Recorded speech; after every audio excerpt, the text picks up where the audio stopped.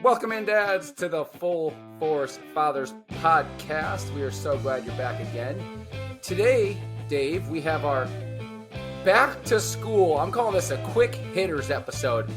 We got back to school as the main subject, with school going back in session this week out there in Arizona and not too far behind here in Virginia. So I just kind of want to talk about the full force lifestyle and our three main, principles of faith, fitness, and finance, and how it relates to school, back to school, and have a little fun at the end of the show with some school questions for us. As you know, we like to do those those questions that we ask each other and get differing opinions, different answers. But how you doing today, Dave? Welcome in. Yeah, I'm doing great. It's a good day. School starts at the end of the week out here, which is crazy, right? Because it's early August, and when we were back in Connecticut, school wouldn't start till after Labor Day. So it's definitely different out here because it's still 115 degrees, so it doesn't feel like it's back to school. I don't think it ever really will. But kids are excited, nervous. Bryce just had his 6th birthday. So happy birthday to Bryce. Happy birthday, B-Man. Great celebration last weekend for that. So I can't believe I've got a 4th grader now and a 1st grader.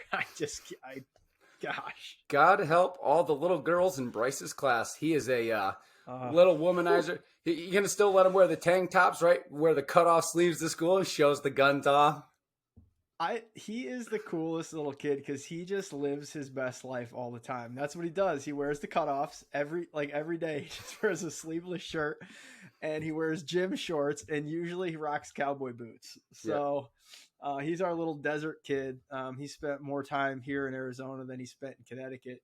Kendall still, has a good portion of Connecticut in her, but he's really all desert kid, and he marches to the beat of his own drum. And I tell him all the time, just keep doing it, man. You're going to have such a great life if you just continue to keep being yourself. So. Yeah. He's a desert kid. As Finley was my desert kid, born there.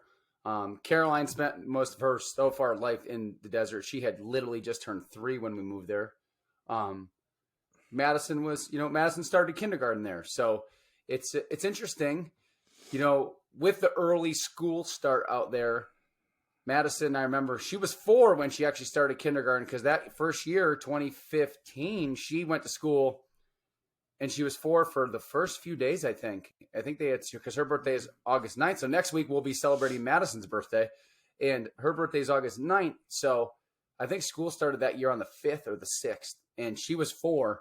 And man, I don't know how your kids are, but Madison is my firstborn. She's the worry wart, But we're going to get into that in the back to school episode here in a few minutes. Before we get way off into the back to school stuff, let's open our show up like we always do with a Bible verse. By the way, real quick, did Bryce get new cowboy boots last month in Nashville? No, he already had some. He got some for Christmas. Kendall got new cowboy boots. Oh, I was about to say, Matt, I can only see Bryce rolling in on day one with his brand new cowboy boots and telling everyone these are from Nashville. Just only way Bryce could do it. Yeah, but he'll probably wear the cowboy hat one of the days to go along with his boots. So, so today's episode, as we mentioned earlier in the intro, it is back to school. So there's a lot of, I just wanted to tie a Bible verse about education or learning or, wisdom. So, the first one that I put down, as you guys know, I read Proverbs every morning, but Proverbs chapter 9, verse 9, instruct the wise and they will be wiser still. Teach the righteous, and they will add to their learning. That's the first Bible verse I'm going with. All right, instruct the wise, and they'll be wiser still. And then another one, actually, that I had just read a couple weeks ago when we were talking about doing a back-to-school episode, I wanted to read. It's actually titled Life Lessons. This is Madison's book. I've shown it on the podcast before. It's her girls' devotional that she reads every day. It's one passage every day. And that one came from Exodus. Chapter 33, verse 13, teach me your ways so I may know you and continue to find favor with you. Now, if you go through the Bible, there's tons and tons and tons. I mean, Proverbs chapter 9 is actually entirely, the entire chapter is about wisdom and becoming smarter and instruction and learning and wiser. And I think there's so many ways to tie that Bible verse into life. But I think as fathers, and we'll get your take on this as well, I think as fathers, our kids are going back to school and they're going to learn new subjects and all that stuff. But as fathers, I think we're still learning every single day, right? We're learning every day how to become better dads, what we make mistakes on, what we get better at. So we're trying to get wiser every single day in parenting, while our kids are trying to get wiser every day as they grow older.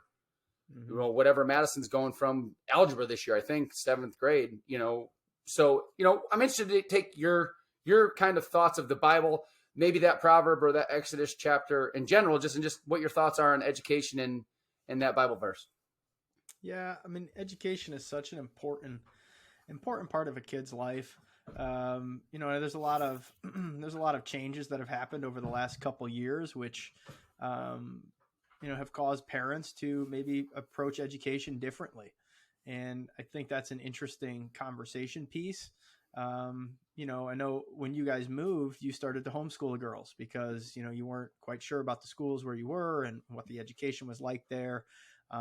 Public school in general. Yeah, absolutely. Across the board. And then there was the whole masking thing. So people brought their own, thoughts into it and really, I think, changed the education landscape significantly. For Kendall, she's going into 4th grade. This is going to be the first year, hopefully, that she'll have a standard year in school where there's no craziness going on. And it's interesting because we first moved here when she was in kindergarten. So she changed schools mid-year. So that was different. Then 1st grade, right at the end of 1st grade is when COVID started. So then she was out of school all 2nd grade. We know what happened with that. And then even 3rd grade last year, the first half of the year, they had to wear masks. So this is, and separate from kids at lunch. So this is going to be the first year that she actually has what I consider to be a normal, year in school. And that's crazy to me. But, kind of spinning it back around, education is so important. So being involved in your kids' education too, as the public school system changes and you hear all these things that are happening around the country, being involved and participating in your kids' education, talking to the teachers, looking at the homework that they have, asking them questions about what they're learning every day, I think is so important. And it is helping us grow too. Kendall has math homework that I'm like, I have to take a second to go through because things are changing so much and it's been so long since certain things. So you continue to learn and develop, like you said, as well. So I think it's important to be very involved right now in our kids' education, regardless of age. It could be Bryce who's in kindergarten all the way up to a kid who's in high school. It's just very important. I want to touch on that. I wanted to preach a little bit about routines, but I like the word let me go sidetrack here a little. You mentioned the word involved, and I'm pretty sure, didn't you look into school board stuff after all this started happening, reaching out to representatives and stuff? Because as those of you, some know, some don't, I refused to send my kids to school in a mask. After the initial COVID thing happened where, boom, all of a sudden it was COVID, everyone's dropping dead on TV and yada, yada, yada.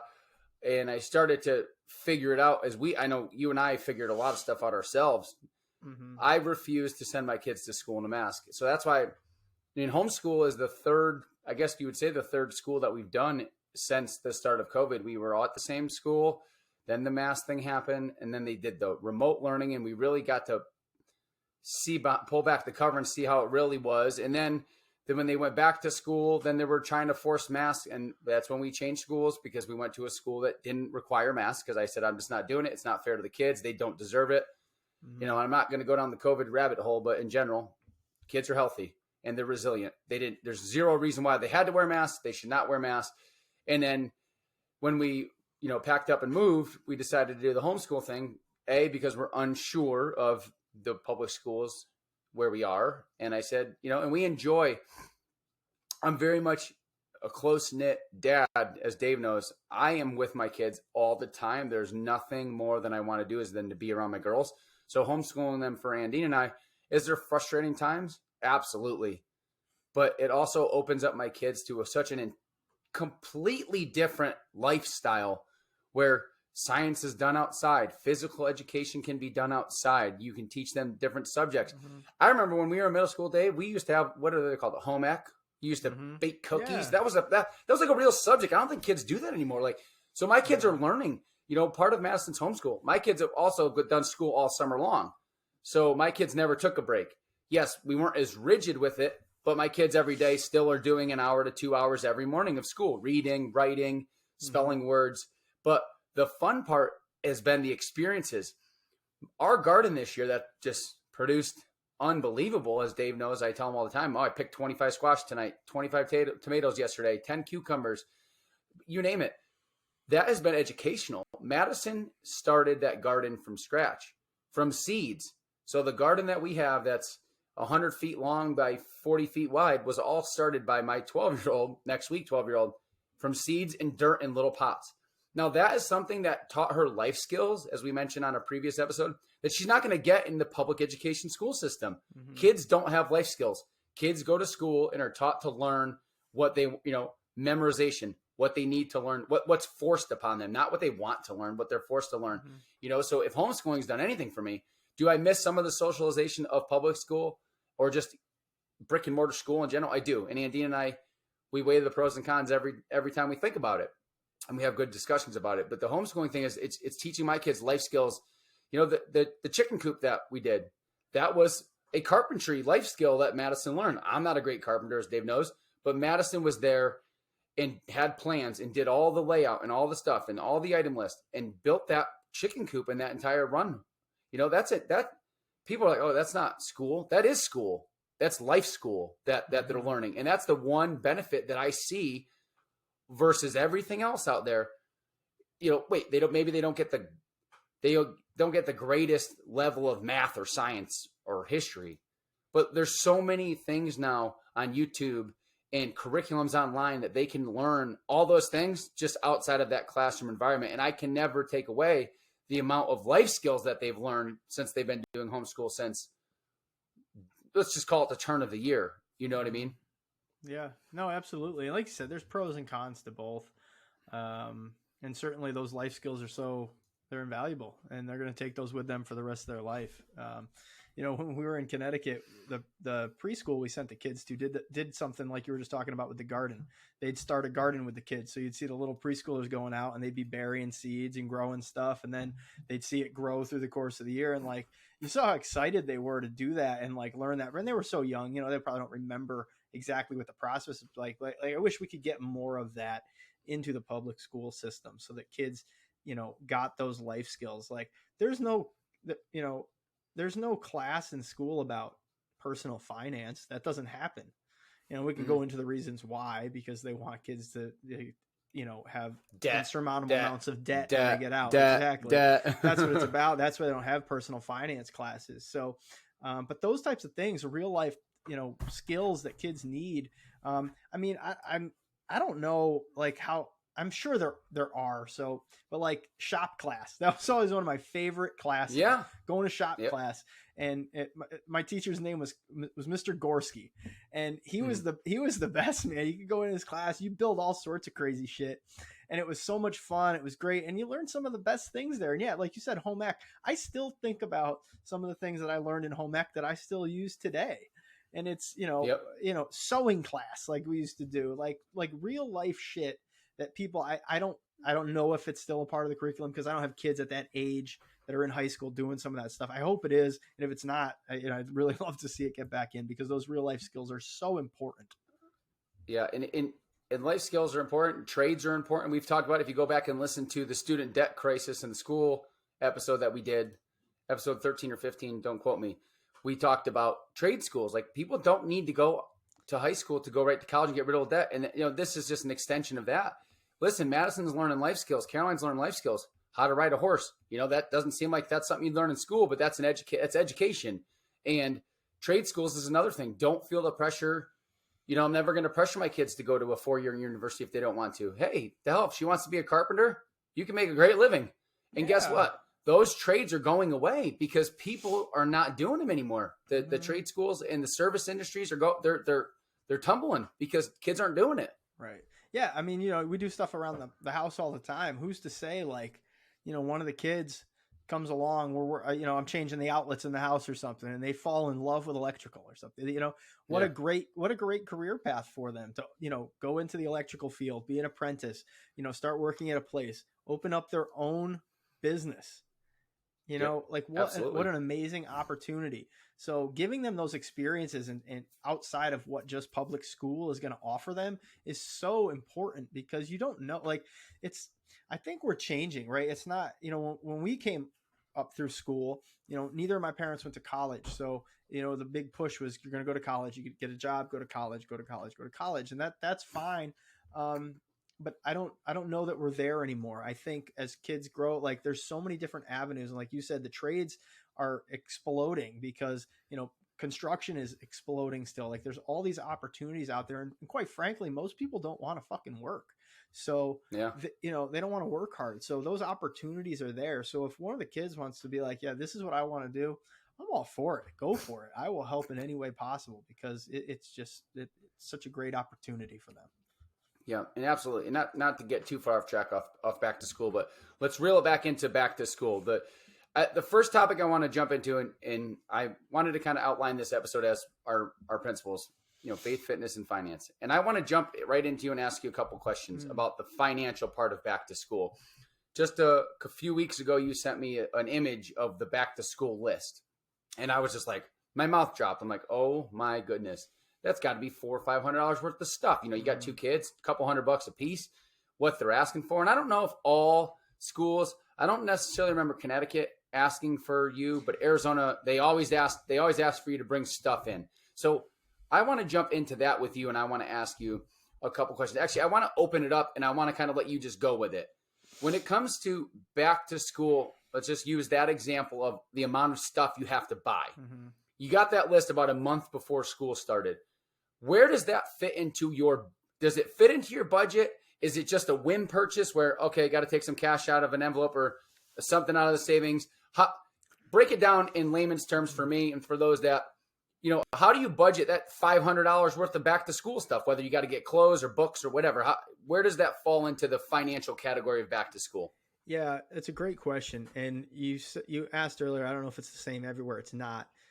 Casey has been in education her entire professional career. So she's got a lot of experience there. She reached out to a few of her friends back in Connecticut who are in elementary, where our kids, were at in school years, and the school is totally different. So Arizona is very different in that regard, which, the funding is down here and I get it. And, as the spouse of a teacher in Arizona, the amount of money that the teachers have to spend out of their own pocket when they're not getting paid nearly enough here is astronomical. And that's sad. So when I get that list and while I'm frustrated with the list, I get it at the same time, because to think that the teachers got to come up with this stuff out of pocket is unrealistic as well. That being said, the list that we got for the kids for school, and we go to a really good school in the Tucson area, is ludicrous in my opinion. Straight up ludicrous. So, I mean, it's easily probably $300 worth of stuff between the two kids. Easily. It might be more. I mean, for example, Bryce needed 12 glue sticks, and he needs a gallon of Elmer's glue. What are they drinking it? Yeah. I asked Casey, are they bathing in it? Like what? Like, it's fun to pour glue on yourself, like Elmer's glue, and like peel it off. Like that's actually kind of fun. But if they're not doing that, I don't understand why every kid in the class needs to bring a gallon of glue. I literally it's flabbergasting to me. 4 boxes of crayons, and like it just goes and goes and goes. And Casey showed me the list, and I was like, pump the brakes, because this isn't in the budget. Like we're gonna have to figure something out. But no, it's supposed to be a budgeted item. Back to school, everybody knows when back to school is coming. It's not an emergency, right? We don't pull from our emergency fund because back to school always happens. It's when it's going to happen, so you have to plan for it. So it should be in the July budget. For us, if you're in Connecticut, it should be in your August budget, because that's what you're gonna do. So you got to budget those back to school supplies, which I'm cool with, like $100 between the two kids and supplies. Like that makes sense to me. All right, but what it's probably going to cost is it's just not realistic for every family to be able to do. Now, maybe that's why they do it. They put that much stuff in there because they assume some families aren't going to do it. I don't know, regardless, but we all got the same list.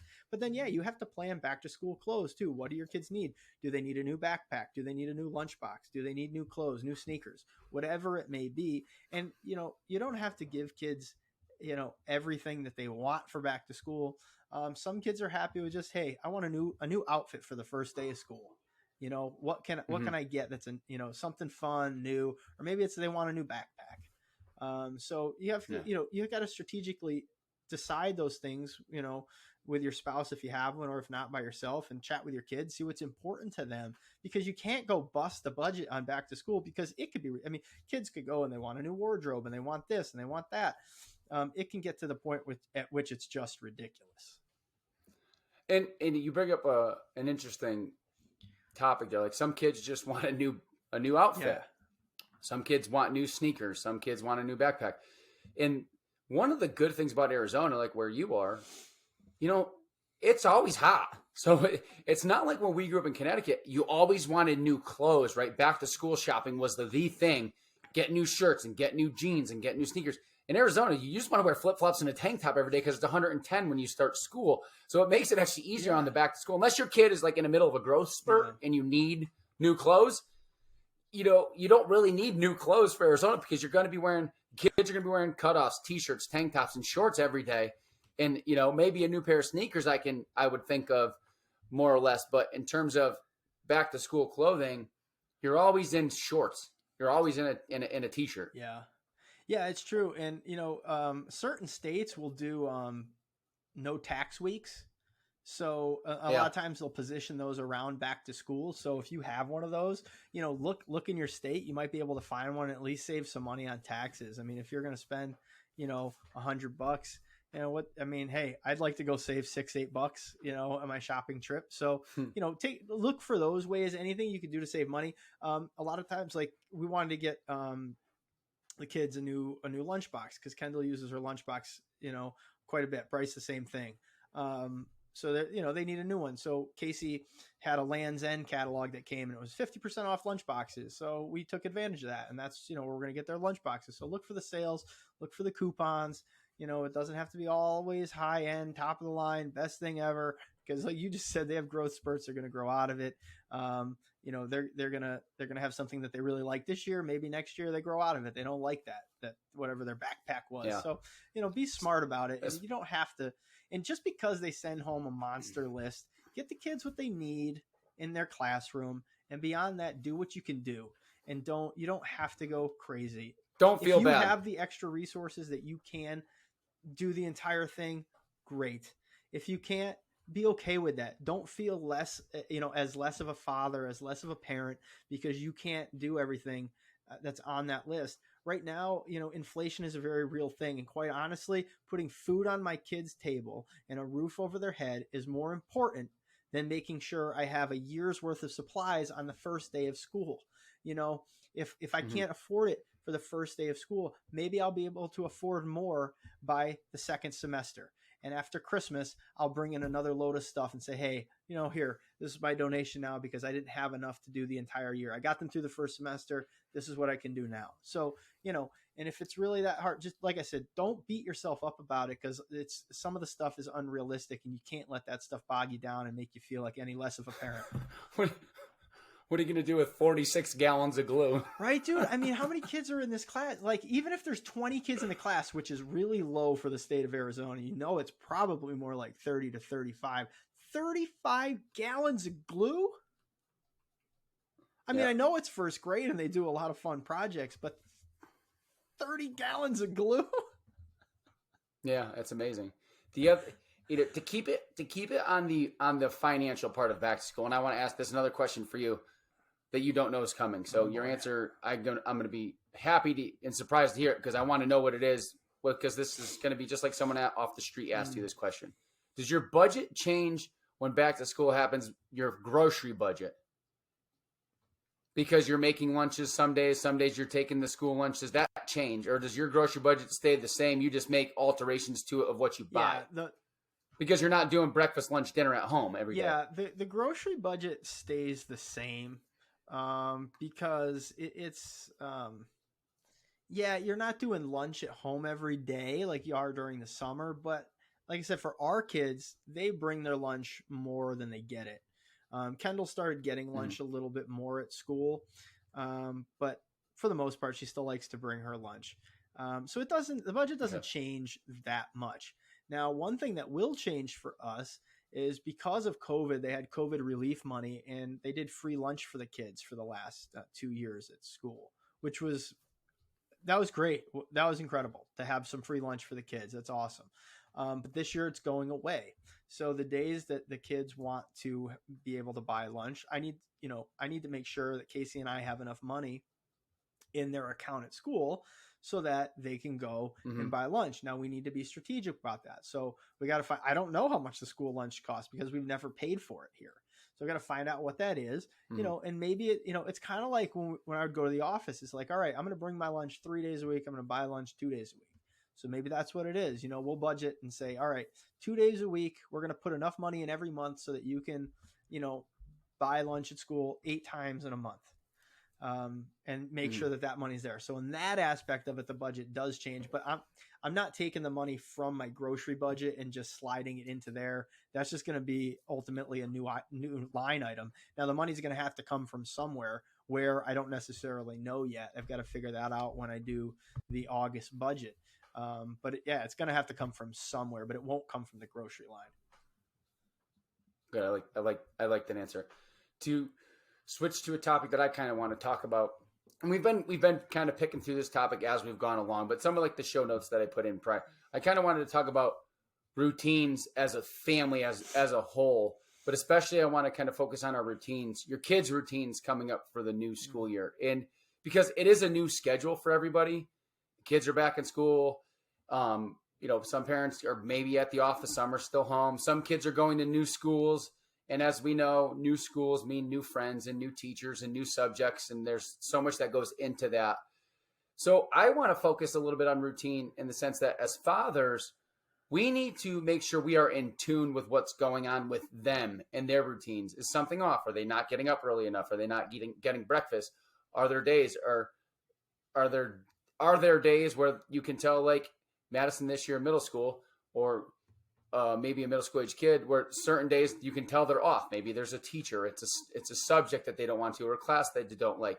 So I really just want to kind of touch base and get your thoughts as how different the kids can react to each thing. So for an example, and then go with Madison is my worry word, as we know. I mentioned it earlier in the show.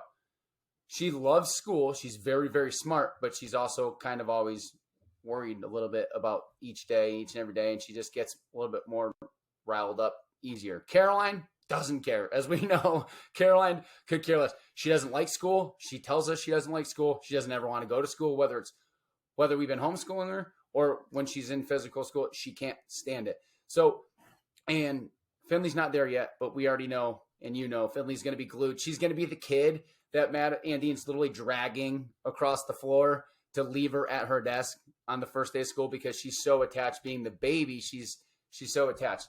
And I want to kind of dive in on when it comes to routines, because this is really, like you mentioned it right at the beginning of the show, this is the first time in over 2 years which it is quote unquote normal back to school, until obviously somebody in DC figures something out to screw it all up.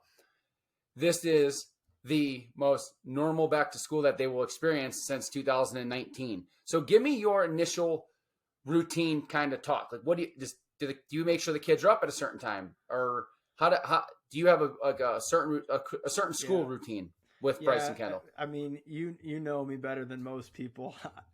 We're very routine based in our house, especially with the kids. My kids, they need to be on a routine. If they're not on a routine, man, all hell breaks loose. Now, like I said, they impressed us on vacation when they were out of their routine, so maybe they're getting a little bit better there. But that being said, when we get back to school, we are hard on the routine.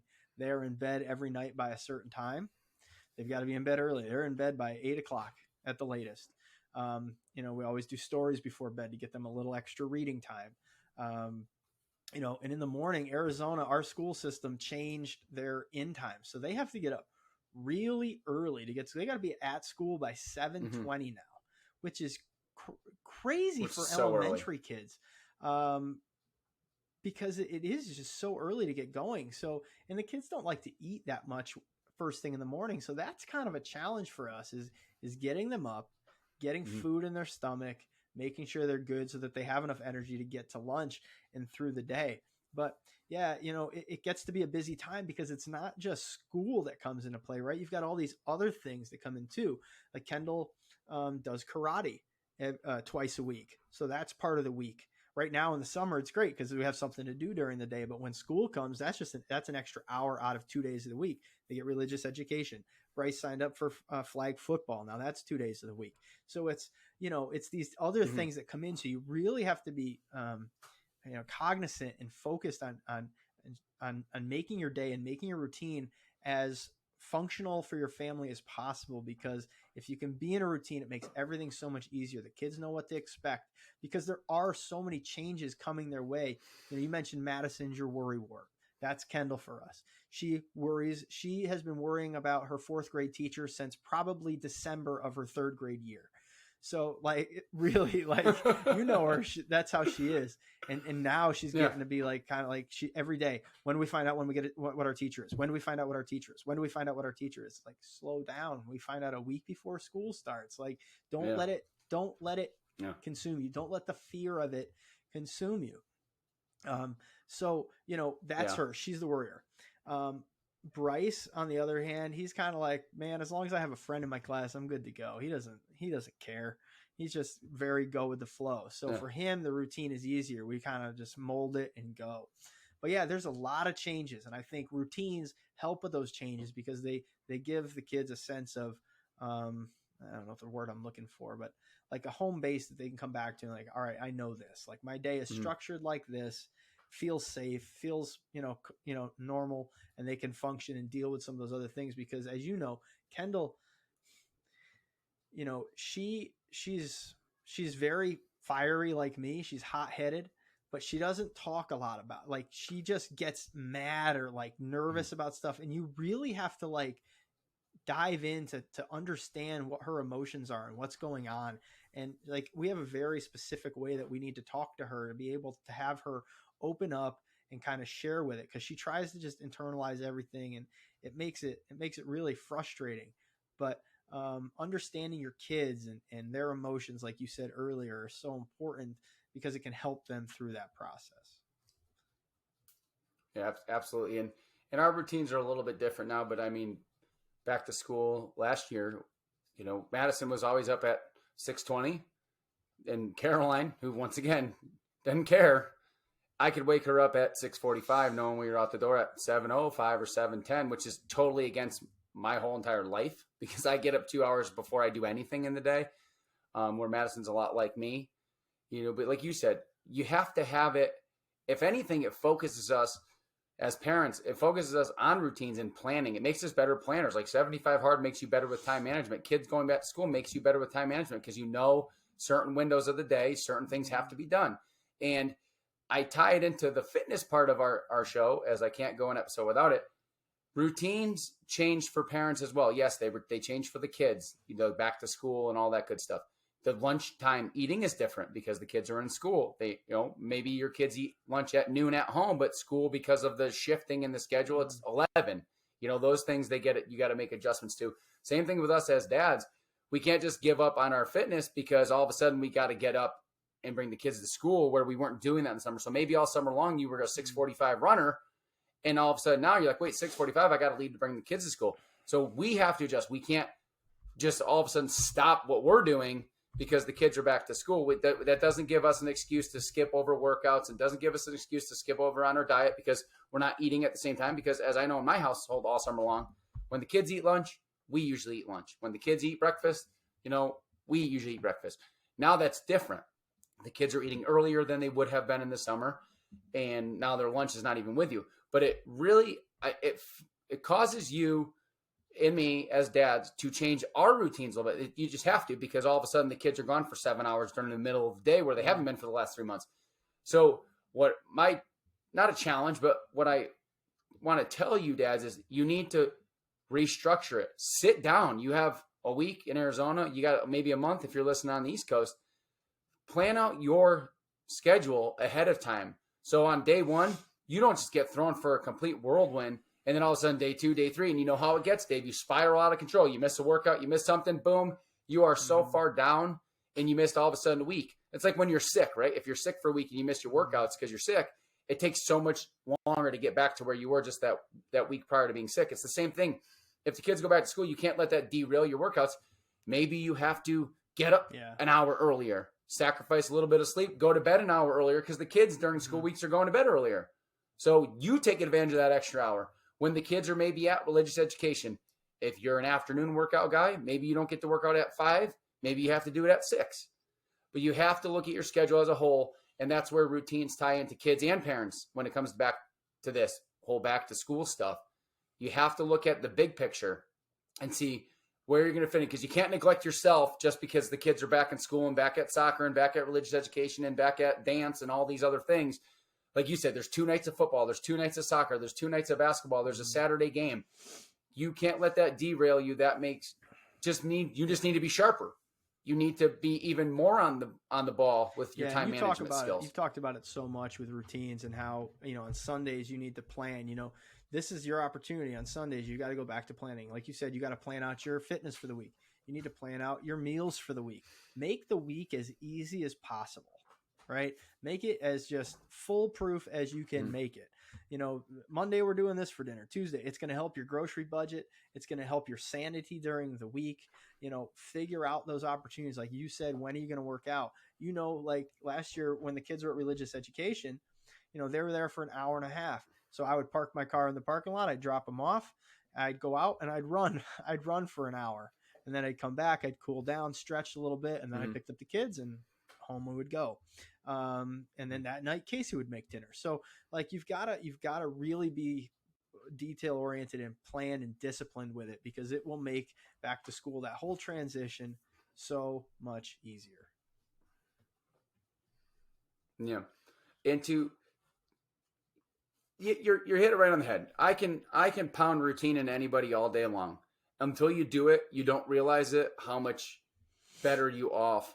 Mm-hmm. How much better off you are with it, with the routine in place, with a plan in place versus fly by the seat of your pants. Because I'm been a notorious fly by the seat of my pants type of person when it comes to travel and things like that. But when it comes to routines, morning routines and school routines and workout routines, you can't stray too far off the path, as I guess is the best way to put it. And when it comes to our third principle, faith. Now this is not going to be a huge long spiel about God and all those things. There's a couple tidbits I want to hit on the faith category of back to school. Number one, you have to have faith that everything's going to work out right. No matter what school you choose, whether it's home, private, public, Catholic, you name it, trade school, you just have to have faith that it's going to work out okay. Because yes, there's going to be days where the kids come home, I hate my teacher, I hate this person, oh, this was fun. Like you said, kids change their minds all the time. So you got to just have faith in that there's a plan and it's all going to work out. That's my first bit of faith when it comes to back to school. It's all going to work out with schedules and budgets and teachers and friends and so on and so forth. The other part of faith that I like about back to school is religious education.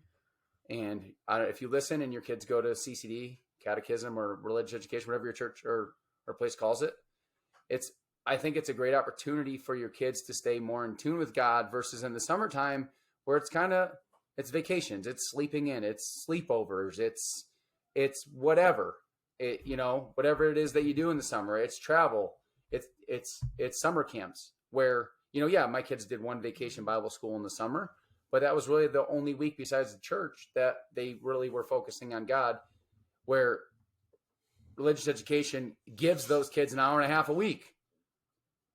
And like I said, every religion, every faith-based church, or whatever you want to call it, is going to have a different topic. But it's just, for me, I appreciate it because they have to go back and, like I said, it's a week. It's an hour and a half every week where they're in tune.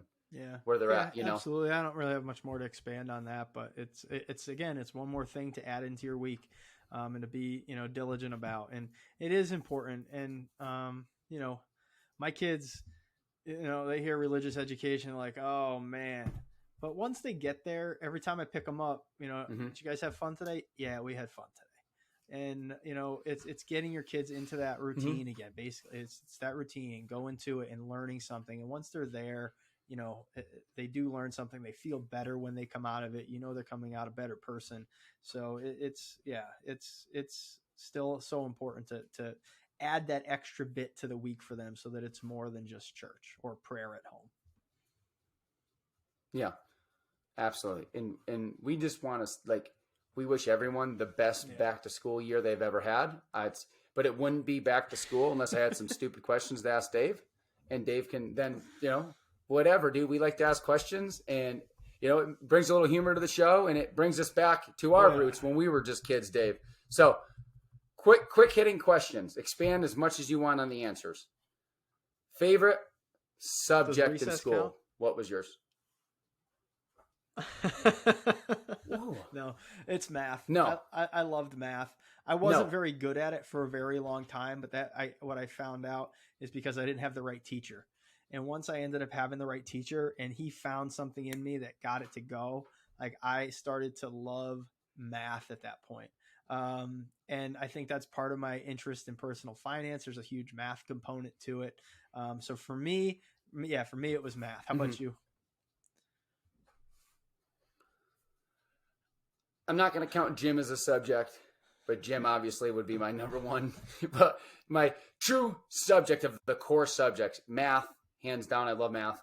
With a caveat, the only math class I ever didn't get an A in my entire life was geometry. Don't ask me wrong. It could have been the teacher. It could have been whatever, freshman year of high school, whatever, whenever it was. I despised geometry, but I love math, algebra, calculus, trigonometry, you name it. Math is my favorite. It's when it comes to the core subjects. Thanks for throwing one at me. My favorite teacher of all time. Do you know yours off the top of your head? Because I don't want to leave a lot of airspace here for the listeners. I want to just if you know it, tell me it, and why. That gives me an extra 15 seconds or so to think about mine. Because there's a few that I could single out, but to say my favorite, I have 3, and I'll tell you why I have 3. I have 1 in middle school. Okay. I have 1 in high school, and I have 1 in college. Okay. Is that all right? Can I give you 3? Or is that ridiculous? All right. So sure, yeah, go ahead. Give me your 3. So if you do it that way, then it's easier for me. So I can give you a couple that way. My favorite middle school teacher was Miss Purcell. She teach social studies, and she was awesome. She had a good sass about her, and like she didn't let the kids give her shit, but she was a really good teacher. And I'll never forget, back in middle school is when UConn started coming into play, and we were in school on March Madness, and there was a few of us that were big UConn fans, and it was lunch, and UConn was playing during lunch, and she goes, "Guys, I have a TV in my classroom, and I can get the game on. Come there during lunch." She goes, "I'll write you a pass." So we went to her class. Like, she was just a cool teacher. So she was my middle school. Yeah. My high school was Tom Brady. Not Tom Brady, the football player. Tom Brady, the math teacher. And like I said, when I had a teacher that made it click for me, it was him. He was next level teacher for me. Just really made it all make sense. Cared about me as a person. When I had issues, he was always asking about it. He'd reach out to my parents. Like, he was just very involved. And then in college, I had a professor, Dr. Andrew Utterback. And he did a job that I always wanted to do. He was a television director, and he helped me cut my teeth in television at school, in the clubs there, and like learning television. And that's how I kind of got really interested in it, was because of him. So those are my 3. Okay. I'm not going to do college because I don't like any of my college professors. Elementary school, 3rd grade, Mrs. O'Connor was awesome. She was a strict teacher, but she was like the most quintessential teacher. High heels, always in not like teachers nowadays that wear jeans and t-shirts and it's all hippity dippity bullshit. Like, she was she took pride in her job, dude. High heels and a skirt every day. She was strict, but she was awesome. And she knew, there's a recurring theme in my teachers. My dad, obviously being very popular in the little town that I grew up in, all of my teachers were kind of towards the end of their career, and they all were early teachers in my dad when they were early in their career. So they all know my dad. Middle school teacher, Mr. Fasciano was his name, his 7th grade science. And that was cool because that was the year that we started doing, what's the thing? He dissected things. So that was cool. He dissected frogs and all these other things. And he was a big outdoorsman, big fisherman. So I always got along with him well. And then High school. That's a tough one. I don't really have a favorite. Actually, I know I did. We had a teacher my freshman year in high school called Mr. Tangway, and he was awesome. He literally let you do whatever you wanted. He was the coolest dude ever. If you wanted to talk, that's when cell phones started coming around. You go and sneak a cell phone call in or whatever. He was really cool. He was young at the time. He's still the same. He's still a teacher at the same school, but he was super young at the time. But he was very laid back. He was like a 35-year-old single dude, and he literally let us do whatever we wanted. He did like some sports at the school and stuff. So we always loved going to his class because we knew we were going to get the fuck off. But as long as but there was a point. We always did work. Yeah, but he made everything fun. I don't think it's the same as it used to be. Like, we used to do some ridiculous shit in school. I mean, I had a teacher in high school. He was my biology teacher, Mr. Linder. He was amazing. He was the soccer coach. He was also the tennis coach. So I knew him through tennis. But then I had him in biology. And again, a lot of stories come back to UConn. This was in '99, and UConn was on that run, and he made me a bet. He goes, if UConn wins the national championship, he goes, if you want to take the bet, I'll give you an A. You don't have to come to class ever again the rest of the year. He goes, but if they don't, you get an F for this semester. And I didn't take the bet, and I should have, but I didn't. But like that stuff, I feel like that stuff doesn't happen anymore. No,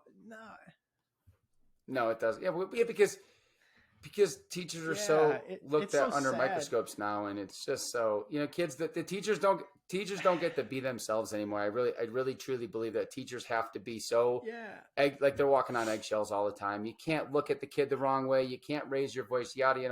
Participation trophies for everyone. And some teachers, it works well for them because they're that liberal type of hippie, whatever. Yeah. But some teachers, you can tell they hate it. They hate the fact that they just can't be themselves. That's why I would be an awesome teacher, but I would Casey get fired tells me that all the time too. She goes, you would make it a week. I go, deuces. A week? I probably wouldn't make it a day. No, I would be fired. No, I'd get fired. I would get fired. Okay, how about best grade? Do you have a favorite grade of all the grades? Do you have a favorite grade? I know this one was easy for me. I have one. I'd say it was my senior year of high school. Yeah. Okay. My senior year was fun. My senior year was a fun grade, but my favorite grade, and this brings back a lot of memories, sad memories, but 7th grade was my favorite year because that year when we were in middle school, you used to shift classes. You had your English and your science and your math and your social studies or whatever the heck. And my brother, the reason why is because my older brother, Dustin, that passed away, he was in class. We were in the same. So my middle school had clusters, red, green, gold, and blue. And we were the red cluster. So we had the red cluster of teachers. And me and my brother, somehow, some way, were in the same cluster in 7th grade. So we had 3 of our 5 classes were together. That's and it was awesome. Just the greatest thing ever because my brother was my best friend. He was my protector because I went to school at 4. I started kindergarten at 4. I didn't turn 5 until January of my kindergarten year. So my brother, I was always way younger than him. I was the youngest kid in my grade. Even all the way up through high school, I was 16 my senior year. I didn't turn 17 until January of my senior year.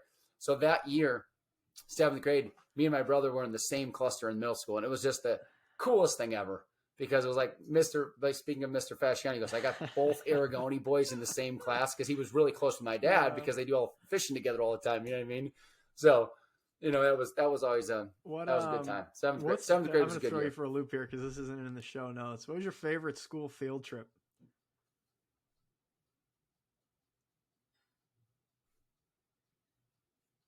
We had a lot of them, but I think my favorite school field trip was probably to Mystic Seaport and Aquarium when we were like in 5th grade. It was like our 5th grade class trip.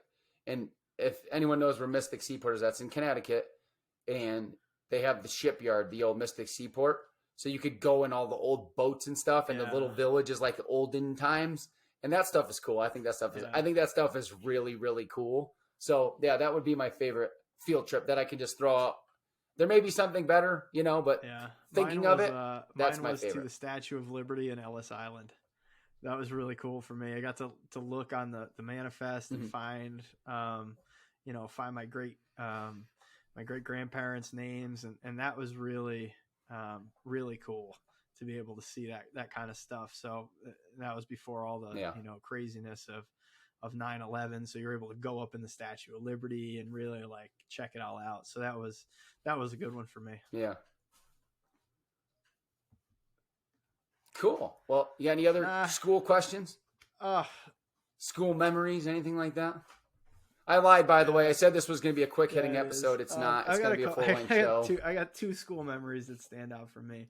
The first was my middle school principal. He was one of the coolest guys I ever met. His name was Ken Platts, and he was a big Giant fan, New York Giant fan, and I was a Cowboy fan. So we were always back and forth.